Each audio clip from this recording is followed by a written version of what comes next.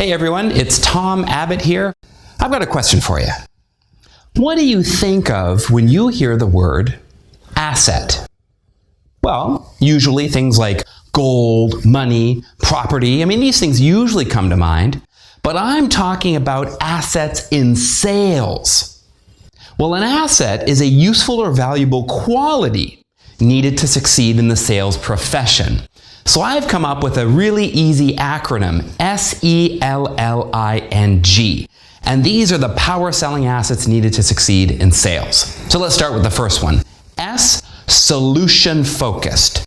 Now there are many people who can tell you something won't work. Many people will tell you that, it's been tried before, it can't be done. Well, I think these people are experts on problems, but few people are experts in solutions.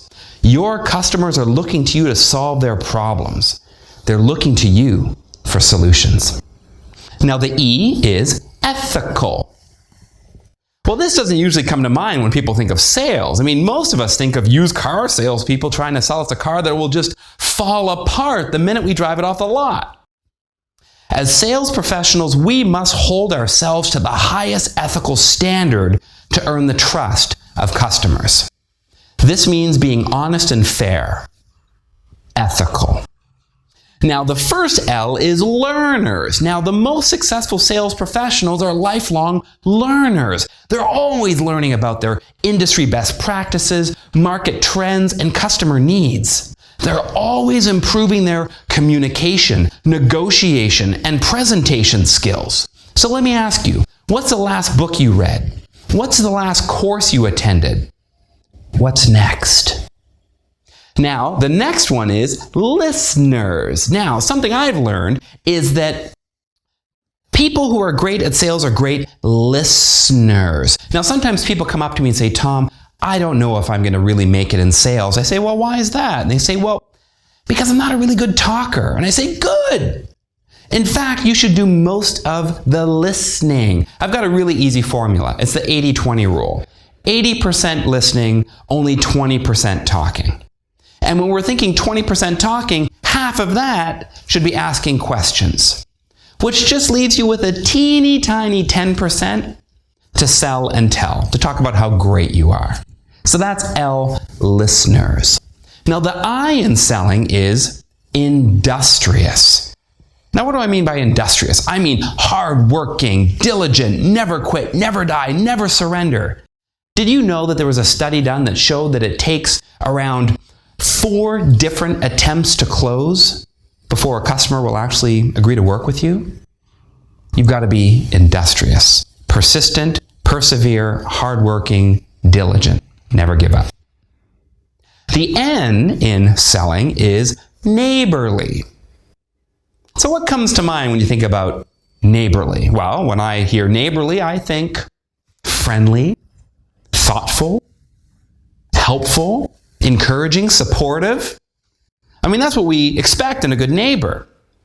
But on the other hand, what we see a lot of is salespeople who really only call customers for 2 reasons. One, to try to close the deal. And the second reason, to try to chase the payment. That doesn't work. Imagine this. It's the weekend and you go to the local mall and you actually see one of your customers across the hall. Now, would they come up to you and say, hey, it's great to see you. I was just thinking about you. Or would they just turn and run away and say, oh my goodness, it's a salesperson? What would they do? You want your customers to actually want to hear from you. You want them to look forward to your call. So be sure that you are neighborly. Now the final letter, the G in selling, stands for goal-oriented. Now this is what we would all closely associate with selling, right? Goal-oriented, focusing on our numbers, our targets, our KPIs, our objectives. The best sales professionals are goal-oriented. They never lose sight of the numbers. They know what's our year-end target and what's our year-to-date actual. They break it down. Annual target, quarterly target, monthly, weekly, daily. Some people it's hourly. How many calls do I need to make this hour to hit target? They're always focusing on the numbers. So how mindful of you are you on the numbers? Remember, goal-oriented.